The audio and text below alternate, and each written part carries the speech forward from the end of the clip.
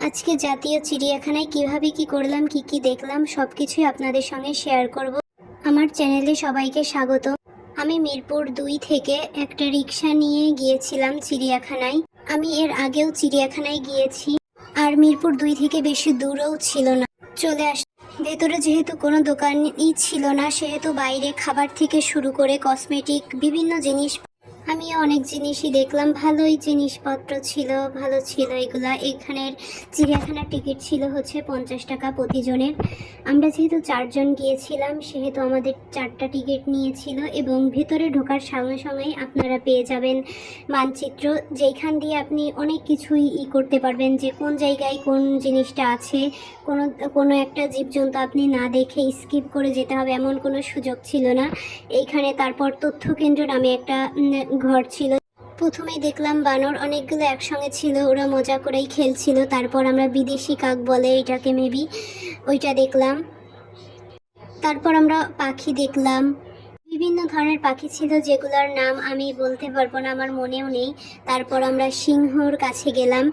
সিংহ ভালো ছিল, উঠে দাঁড়াচ্ছিল, হেঁটে বেড়াচ্ছিল।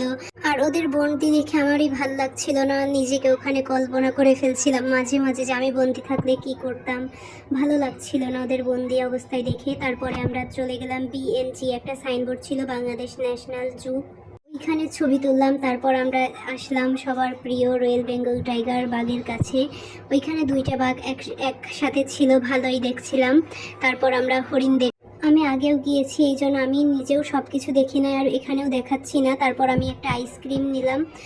আইসক্রিমটা মোটামুটি ছিল, বেশি ভালো ছিল না। তারপর আমার কাছে সব থেকে বেশি ভালো লাগছে এই পার্টটা, যে একটা ময়ূর কিভাবে সবগুলা পাখা মেলে দিয়ে কিভাবে ঘুরছিল। আমার কাছে এই সিনটা আসলে অনেক সুন্দর লাগছে, যে কিভাবে ও ঘুরছিল। আমি এরকম আগে কখনো দেখি নাই, বা অন্য সব প্রাণীর মধ্যে আজকে আমার কাছে শুধু মানে ময়ূরটাকে সবচেয়ে বেশি ভালো লাগছে। অন্যগুলাও ভালো লাগছে, কিন্তু ওকে সবচেয়ে বেশি ভালো লাগছে। ওইটা এনজয় করে তারপর আমরা চলে আসলাম বক দেখতে। বক দেখলাম, তারপর আমরা দেখলাম সাপ, তারপর কিছু পাখি দেখলাম। আপনাদের সঙ্গে শেয়ার করাই হয়নি। আজকে আমি যখন গেলাম তখন আমি শুনতে পেলাম যে 2টা সাপ নাকি মারা গিয়েছে। আসলে অনেক খারাপ লাগলো তখন, যে আটকা অবস্থায় কিভাবে কি হইল।